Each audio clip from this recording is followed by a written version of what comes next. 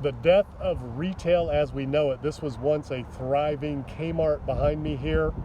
As you know, Kmart is part of Sears, and that's a whole story and legacy in and of itself, is the Sears story, the Kmart story. But now we're left with this gorgeous piece of commercial property just sitting here doing absolutely nothing. So what is the highest and best use of a Kmart that is no more, a Kmart that is gone out of business?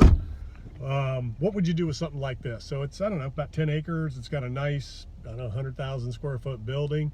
So there's a lot of things you could do. Number one, tear it down and redevelop it into a mixed use subdivision with townhouses, apartments, you know, a little bit of commercial, retail if you need some. You could take the building itself, convert it into a church. You could convert it into an indoor sports complex. It's got low ceilings, so you'd have to do some sort of a sport where the ball's not flying too high in the air and it's mostly kept close to the ground, like you know, ice hockey, soccer, indoor soccer, where the ball is kept more, you know, lower. I guess you can get some high kicks in soccer, but you'd want to keep it low in here.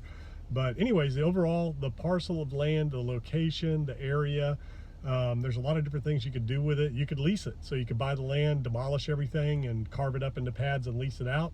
You could do, you know, multifamily, mixed use, all kinds of different things. So there's going to be a lot of opportunities out there post-coronavirus, post-pandemic, to repurpose and redevelop a lot of commercial, especially big box spaces like this. It could become a last mile distribution center. It could become indoor storage, climate controlled storage. It could become a data center depending on where you're at and you know what that looks like. So there's a lot of different opportunities to take an old big box store and the property and repurpose it, reposition it, redevelop it. So what would you do with a Kmart shopping center like this?